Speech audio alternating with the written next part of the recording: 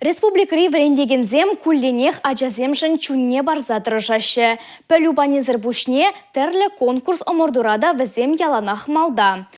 Шыржыври пинде икшір алы учителе шедіне візіне кура премий бетевештерне. Візенжен вун біріжі чывашинри врендегензем. Шубашкарды херехме шкулда чывашчыл хибе литературине врендеген Александр Степанов ачазене тыванжегене юратма унба куллень узы гурма врендет. Унын урогезене кашни шкуладжи тимлен кызыкланса итлет.